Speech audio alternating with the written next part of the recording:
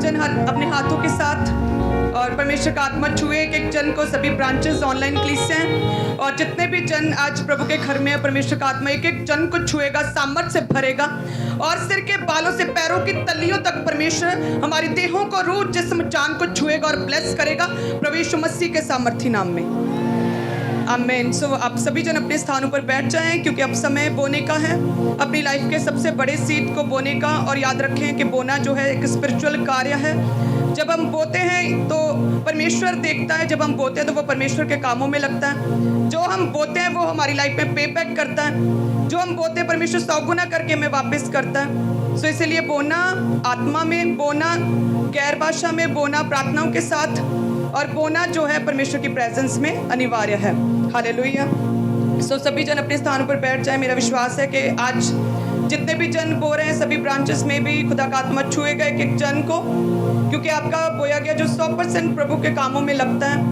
और मैं जो कहती हूँ कि अपनी लाइफ का, अपनी क्रिश्चियन लाइफ का सबसे बड़ा सीड आप लोगों ने बोना है, ताकि जो परमेश्वर के काम पहले कभी नहीं हुए, जो हमारी लाइफ के, और आपने भी देखा कि अब तक के सबसे बड़े जो है काम है जो परमेश्वर कर रहा है, सबसे तेजी से होने वाले सुसमाचार के काम है कि हर रोज इवेंजलिज्म टीम रोज सुसमाचार के लिए जाती है। ब्रांचेस इतनी पहले कभी ओपन नहीं हुई जितनी अभी हुई हैं। सो इंडिया की जो है सबसे बड़ी चर्च जो अंको नूरुल्लाह मिनिस्ट्री बन चुकी है।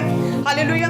सो परमेश्वर का काम जो पहले कभी नहीं हुआ अभी वो तेजी से हो रहा है। सो इसीलिए हमने जो पहले कभी नहीं देखा, जो पहले कभी नहीं हुआ, वो परमेश्वर के लिए बड़े काम हो रहे हैं। सो इसलिए सबसे बड़ा सीड हमें अपनी लाइफ का बोना है, क्योंकि जब भी हम बोते हैं परमेश्वर financially, physically, psychologically, mentally healing के साथ, देह में चंगाई के साथ, दुष्ट आत्माओं के छुटकारे के साथ, हर तरह के बंधनों से छुटकारे के साथ परमेश्वर हमें छूता और ब्लेस करता है। आमीन।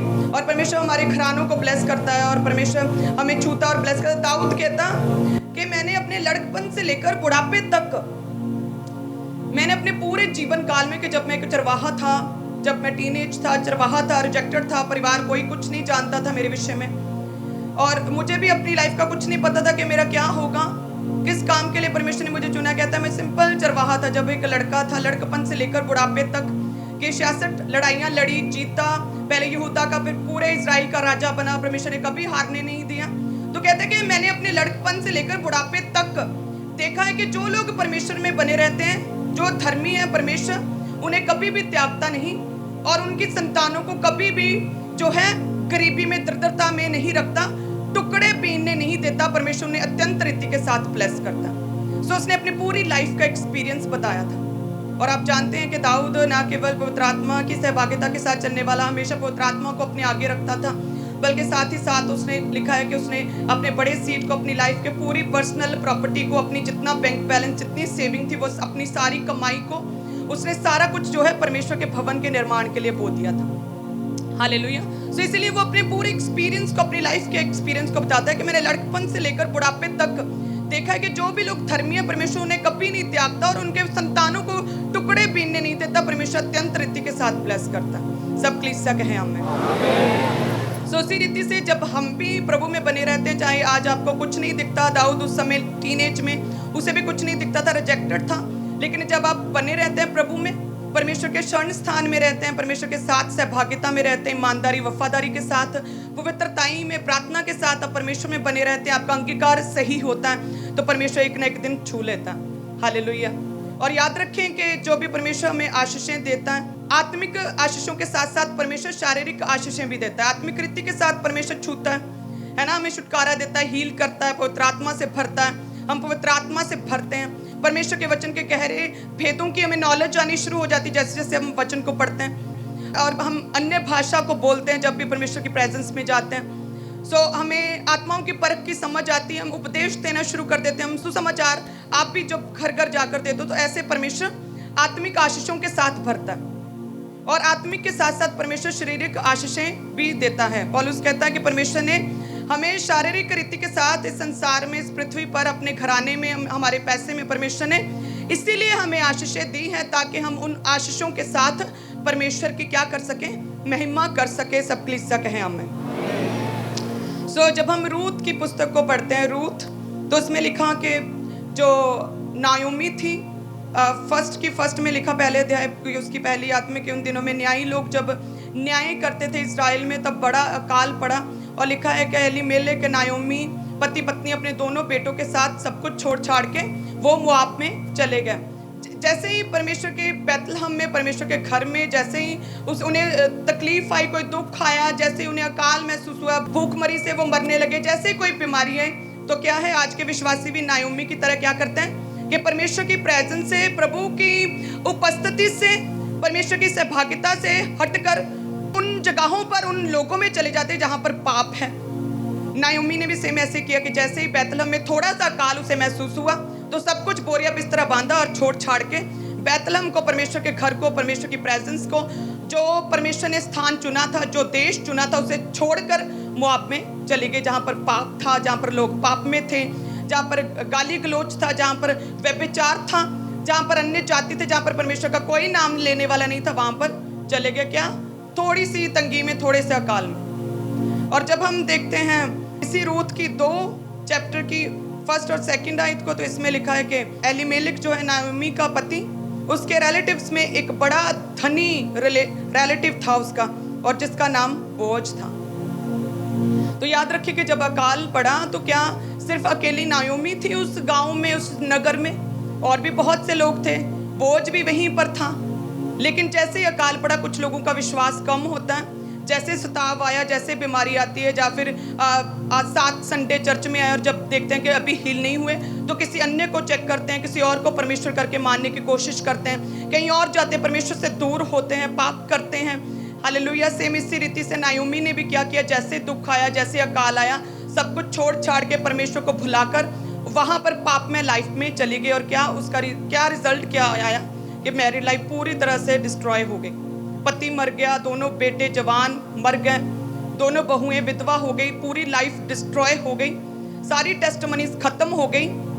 गरीबी भी रही, 10 वर्ष वहीं पर रही, गरीबी भी, बीमारियां भी, सब कुछ चला गया, लुट गया, पूरी लाइफ, फैमिली लाइफ, बच्चे, मैरिड लाइफ पूरी तरह से डिस्ट्रॉय हो गई। और वहीं पर बोझ था, उसी नगर में रहने वाला, लेकिन उसने प्रभु में, चाहे दुख आए, चाहे अकाल आए, लेकिन परमेश्वर में वो खड़ा रहा, परमेश्वर में ही रहा, परमेश्वर के घर के निकट रहा, परमेश्वर की उपस्थिति में आता जाता रहा।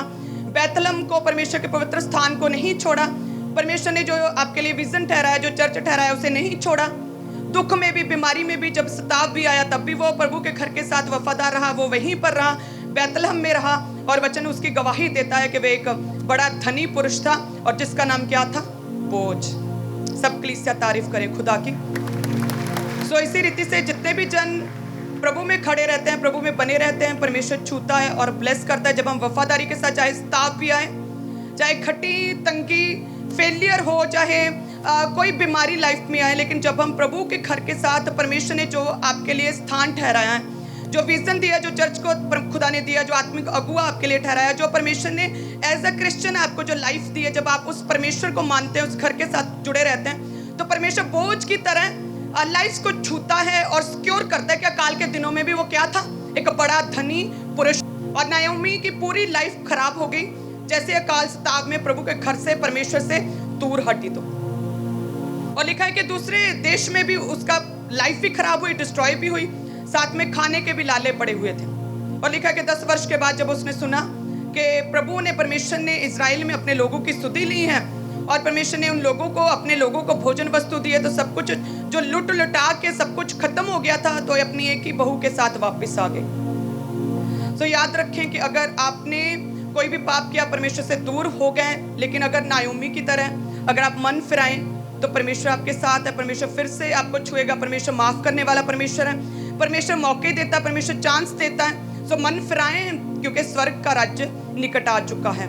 हालेलुया। सो नायोमी ने भले ही लाइफ डिस्ट्रॉय हो गई, लेकिन फिर उसने मन बनाया कि नहीं, सच में मैंने जान लिया कि केवल प्रभु यीशु मसीह ही परमेश्वर है, यहोवा परमेश्वर है, उसके अलावा और कुछ नहीं। मैं वापस जाऊंगी, मैं अपने पापों की जो है क्षमा मांगूंगी, जो मैंने भूल की परमेश्वर से दूर होकर, कि अकाल के दिनों में, तंगी में, बीमारी में जो मैं परमेश्वर से दूर हो गई, किसी अन्य को चेक किया, किसी अन्य की उपासना के लिए गई, मैंने यहोवा परमेश्वर को अपना परमेश्वर करके नहीं माना, तो मैं परमेश्वर से माफ़ी मांगूंगी। मैं परमेश्वर के चुने हुए नगर में, पवित्र स्थान में, बैतलहम में, मैं प्रभु के पास वापस जाऊंगी। वो वापस गई, और लिखा के साथ में उसकी बहू रूथ भी थी। और रूथ क्या, एक नॉन बिलीवर, एक अन्य जाति मुआबिन लड़की, एक मुआबिन नॉर्मल सी नॉन बिलीवर लड़की थी। लेकिन उसने क्या कहा कि हे अपनी सास से कहा कि मुझे ना त्याग ना छोड़, क्योंकि जिधर तू जाए वहाँ मैं जाऊंगी, जहाँ तू जाए वहीं पर मैं रहूंगी, तेरे लोग मेरे लोग होंगे, तेरा परमेश्वर मेरा परमेश्वर होगा। सो उसका अंगीकार था। उसने भी, जो नॉन बिलीवर थी, जिसका पति मर गया था, जिसने इतना अत्यंत फाइनेंशियल क्राइसिस को अपनी लाइफ में देखा था, जिसने जवानी में विधवा होकर इतने दुखों को सहा था और फ्यूचर में कोई होप नहीं थी, फिर भी लेकिन उसने क्या किया, मन बनाया कि नहीं, मैं परमेश्वर को मानूंगी, तेरा परमेश्वर मेरा परमेश्वर होगा। सो रूथ की तरह जितने भी लोग, आप चाहे आप नॉन बिलीवर अन्य जातियों में से आए, आपकी लाइफ में दुख है, कोई होप नहीं, आपको फ्यूचर का कुछ भी दिख नहीं रहा कि मेरे फ्यूचर में आगे क्या होगा, आपको अपनी लाइफ अंधेरे में दिखती है, आपको लगता है कि मेरी जो है बीमारी उसका कोई भी इलाज नहीं हो सकता, आपको लगता है कि मेरी लाइफ पूरी तरह से डिस्ट्रॉय हो चुकी है, मेरी लाइफ का जो एक ही साया था मेरा पति या फिर वो लोग जो आपके हेल्पर थे वो अब से दूर हो चुके हैं, मेरी लाइफ पूरी तरह से स्टक है, पीस में नहीं, क्लेश है, दुख है, सताव है। तो अगर आप रूथ की तरह मन बनाए परमेश्वर के निकट आने को, तो आगे चल के आप देखेंगे कि किस तरह से रूथ को भी परमेश्वर ने छुआ और ब्लेस किया। हालेलुया। जब दोनों वापस आए तो रूथ ने बोला अपनी सास से कि मुझे 2:2 में लिखा कि मुआबिन रूथ ने नाओमी से कहा, रूथ जो है उसने अपनी सास से कहा कि मुझे किसी खेत में जाने दे, कि जो मुझ पर अनुग्रह की दृष्टि करे उसके पीछे पीछे मैं सिला बीनती जाऊं। कि जब आपकी लाइफ में कोई भी दुख आए, प्रॉब्लम आए, तो थक हार के सब कुछ छोड़ छुड़ाकर टोटल डिप्रेस होकर नहीं बैठ जाना, आपको उठना है, आपको परमेश्वर के निकट जाना है, आपको स्टेप लेना है, आपको डिसीजन लेना है। जब वो वापस आई दोनों, तो कोई भी होप नहीं थी खाने के लिए, कोई 2 वक्त की रोटी भी नहीं थी, टोटल गरीब थे, लाइफ डिस्ट्रॉय हो गई थी, घर के जो मेल बंदे सारे मर गए थे। लेकिन फिर भी रूथ ने क्या डिसाइड किया कि मुझे जाने दे कि मैं खेत में जाऊं और जिस किसी की मुझ पर अनुग्रह की दृष्टि हो उस खेत में जाकर, उस मालिक के खेत में जाकर मैं कुछ सिला बीन लूं। तो यानी कि परमेश्वर कहता है कि सदा ही जो है हार्डवर्क करते रहो, परमेश्वर आपकी जो है मेहनत का, आपके हाथों के कामों का बदला परमेश्वर आपको देता, आपके हाथों को छूता और बरकत देता है। हालेलुया। और विश्वास के साथ उठी, भले ही दुख थे, भले ही डिप्रेशन में थी, भले ही कोई फ्यूचर की होप नहीं थी, लेकिन फिर भी उठी और साथ क्या, आदर किया अपनी सास का। और वचन क्या कहता है कि अपने माता पिता की आदर करो, तब तेरी जिंदगी के दिन क्या होंगे, लंबे होंगे। यानी कि अपने पेरेंट्स का, चाहे आपके इन-लॉज हो, सास ससुर हो, चाहे आपके अपने बायोलॉजिकल पेरेंट्स हो, उनका आदर करो। रूथ ने क्या किया, अपनी सास का आदर किया, ऑनर किया, उसके साथ वापस आई, गरीबी में भी, तंगी में भी, घटी में भी, अपनी सास को, बूढ़ी सास को घर में ठहराया कि आप रेस्ट करो, मैं चलती हूँ जॉब करने के लिए, मुझे जाने दो कि मैं जाऊं किसी खेत में और जिस किसी की मुझ पर अनुग्रह की दृष्टि हो उस खेत में जाकर मैं सिला बीनूं। और वचन कहता है कि 2:15 में कि जब वह बीनने को उठी, यानी कि रूथ बोझ के, by the grace of God जो है वो बोझ के खेत में चली गई और बीनने को उठी, तब बोझ ने अपने जवानों को, जो नौकर थे खेत में काम करने वाले, उन्हें आज्ञा दी कि उसको पुलों के बीच बीच में भी बीनने दो, वरन मुट्ठी भर जाने पर कुछ कुछ निकाल कर गिरा भी दिया करो और उसके बीनने के लिए छोड़ दो। उसने अपने सेवकों से कहा कि थोड़ा थोड़ा जो आप फसल की कटनी काट रहे हो, थोड़ा थोड़ा छोड़ते जाओ, ताकि वो बेचारी जो विडो स्त्री है, जो गरीब लड़की है, वो उठाती जाए, पीछे से सिला बीनती जाए। और बोझ ने यहाँ पर परमेश्वर के इस वचन को पूरा किया। लेवी व्यवस्था 19 उसके 9 और 10 में लिखा कि फिर जब तुम अपने देश के खेत काटो, तब अपने खेत के कोने कोने तक पूरा ना काटना और काटे हुए खेत की गिरी पड़ी बालों को ना चुनना, और अपनी दाख की बारी का दाना दाना ना तोड़ लेना, और अपनी दाख की बारी के छड़े हुए अंगूरों को ना बटोरना, उन्हें दीन परदेशी लोगों के लिए छोड़ देना कि मैं तुम्हारा परमेश्वर यहोवा हूँ। सब कलीसिया कहे आमीन। हमने देखा बोझ हर छोटी से छोटी बात में परमेश्वर के साथ वफादारी से चलने वाला एक व्यक्ति था। यानी कि यहाँ पर वचन कहता है कि जब भी आप अपनी कमाई को पूरा का पूरा खर्च मत कर लो, पूरे का पूरा अपनी इंस्टॉलमेंट्स में, अपनी किश्तों में, अपने बिलों में, अपने घर के खर्चों में ही ना उड़ा दो, बल्कि उसमें से 10वां हिस्सा जो परमेश्वर का, वो परमेश्वर को दे के बाकी कुछ को परदेसी लोगों के लिए, हेल्प के लिए, कुछ को परमेश्वर के भवन के निर्माण के लिए, अपने हदिये के रूप में, धन्यवाद की भेंट के रूप में भी चढ़ा दो। सब कलीसिया कहे आमीन। और लिखा कि रूथ ने वो बीना। हम जानते हैं कि किस तरह से परमेश्वर ने डिवाइन अरेंजमेंट्स किए और खुदा ने उसे ब्लेस किया। और परमेश्वर ने by the grace of God उसे बोझ के साथ जोड़ा। हालेलुया। परमेश्वर ने उन दोनों से, परमेश्वर ने ओबेद को जन्म दिया, ओबेद से यिशै को, यिशै से दाऊद को, और किंग डेविड इज़राइल का आज तक का सबसे महान राजा हुआ, और रूथ उसकी ग्रेट ग्रैंड मदर, उसकी परदादी बनी। सब कलीसिया कहें आमीन। कि यानी कि जहाँ आपको कोई होप नहीं, कोई भी उम्मीद नहीं कि अब मेरी लाइफ में कुछ हो सकता है, मेरे दिन बदल सकते हैं, मेरी लाइफ से ये दुख दूर हो सकता है, लेकिन यदि आप परमेश्वर के निकट आए, जैसे कि रूथ ने मन बनाया कि तेरा परमेश्वर मेरा परमेश्वर होगा, तो जैसे आप भी परमेश्वर के निकट आएंगे कि मुआबिन स्त्री रूथ जो है परमेश्वर के घर में बैतलहम में वापस आई, और वो बैठी नहीं रही, वो डिप्रेशन में रोती नहीं रही, लेकिन उसने क्या कहा कि वो खेत में गई, उसने सिला बीना, उसने मेहनत भी की, और परमेश्वर ने बोझ के द्वारा उसे फेवर भी दिया, और ऐसा फेवर दिया कि परमेश्वर ने उसकी पुश्तों को चेंज कर दिया, जनरेशंस को चेंज कर दिया। परमेश्वर ने उसे शांति दी, परमेश्वर ने अपनी ब्लड लाइन के साथ उसे जोड़ दिया, फाइनेंशियली ब्लेस किया, मैरिड लाइफ को ब्लेस किया, परमेश्वर ने उसे एक ग्रेट पर्सनैलिटी दी, परमेश्वर ने उसकी टेस्टिमनी को सबसे ग्रेट और ग्लोरीफाई कर दिया। सब कलीसिया कहें आमीन। तो इसी रीति से जब भी आप वफादारी के साथ, विश्वास के साथ, ईमानदारी के साथ परमेश्वर में बने रहते हैं, अपनी दुख में, तंगी में, फाइनेंशियल क्राइसिस में भी, खट्टी में भी जब परमेश्वर के साथ बने रहते हैं, परमेश्वर छूता है और ब्लेस करता है। हालेलुया। जैसे दाऊद कहता है कि परमेश्वर ने मेरे लड़कपन से लेकर बुढ़ापे तक परमेश्वर ने मुझे त्यागा नहीं, और मेरी संतान को भी परमेश्वर ने कभी भी दरिद्र में, गरीबी में ना रखा। सब कलीसिया कहे आमीन। व्यवस्था विवरण 15 उसके 4 में लिखा कि तेरे बीच कोई दरिद्र ना रहेगा, क्योंकि जिस देश को तेरा परमेश्वर यहोवा तेरा भाग करके तुझे देता है, तो उसका अधिकारी होगा, और उसे वह तुझे बहुत ही आशीष देगा। तो जो नायोमी को, रूथ को परमेश्वर ने दिया था बैतलहम, परमेश्वर का नगर इज़राइल, तो आशीषें परमेश्वर की उसे वहीं पर मिली। सो इसलिए अगर परमेश्वर ने आपको चुना है, परमेश्वर ने अपना आप पर व्यक्त किया है, तो आपकी आशीषें, आपकी ब्लेसिंग्स जो हैं परमेश्वर में ही हैं। जिस स्थान पर परमेश्वर ने आपको ठहराया, जिस जीवित चर्च के आप हिस्सा हैं, यदि आप उसके साथ जुड़े रहें, तो आपकी आशीषें उसी स्थान के ऊपर हैं। परमेश्वर कहता है तब मैं तेरे बीच में से किसी भी दरिद्र को ना रहने दूंगा। जो भी परमेश्वर ने स्थान आपके लिए ठहराया, यदि आप उसमें बने रहें, तो परमेश्वर कहता है मैं उस देश का अधिकारी मैं तुझे बनाऊंगा, और मैं तुझे उस देश में, उसी स्थान पर मैं तुझे आशीष दूंगा। यदि आप परमेश्वर में अड़े और खड़े रहें, तो परमेश्वर कहता है मैं तेरी टेस्टिमनी को रूथ की तरह ग्लोरीफाई करूंगा। सब कलीसिया कहे आमीन। वचन कहते हैं कि सारे दशमांश भंडार में ले आओ कि मेरे भवन में भोजन वस्तु रहे, और सेनाओं का यहोवा ये कहता है कि ऐसा करके मुझे परखो कि मैं आकाश के झरोखे तुम्हारे लिए खोलकर तुम्हारे ऊपर अपरंपार आशीष की वर्षा करता हूं कि नहीं। मैं तुम्हारे लिए नाश करने वालों को ऐसा घुड़कूंगा कि वह तुम्हारी भूमि के ऊपर नष्ट न करेंगे, तुम्हारी दाखलताओं के फल कच्चे न गिरेंगे। सेनाओं के यहोवा का यही वचन है। सब कलीसिया कहें आमीन। क्योंकि वचन कहता है कि परमेश्वर के निकट आनंद की भरपूरी, और उसके दाहिने हाथ में सुख सर्वदा बना रहता। परमेश्वर के निकट यानी कि आप प्रभु के घर में है। जिस तरह से रूथ परमेश्वर के निकट आई, उसकी लाइफ में परमेश्वर ने आनंद भर दिया, बोझ के रूप में, ओबेद के रूप में, ब्लड लाइन के साथ जोड़कर परमेश्वर ने इज़राइल के महान राजा किंग डेविड की परदादी के रूप में परमेश्वर ने उसे आनंद दिया जैसे वो परमेश्वर के निकट आई।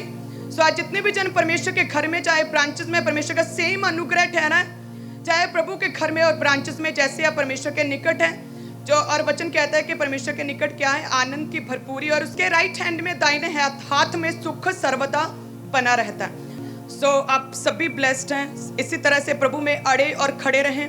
याद रखें, आप जो अपने सताव में भी, बीमारी में भी, क्लेश में भी, आप दुखों में भी अगर आप परमेश्वर में खड़े हैं, तो परमेश्वर आपको छुएगा। प्रभु के दास की यही टेस्टिमनी है कि उन्होंने अपने दुखों में, तकलीफों में प्रभु में खड़े रहे, ना केवल एक सिंपल विश्वासी की तरह, बल्कि उन्होंने मिनिस्ट्री शुरू की थी उसी प्रॉब्लम्स में, उन्हीं बीमारियों में, और परमेश्वर उनके द्वारा हीलिंग्स करता था, और वो अड़े और खड़े रहे, और परमेश्वर से यही कहते रहे कि God's time is the best time.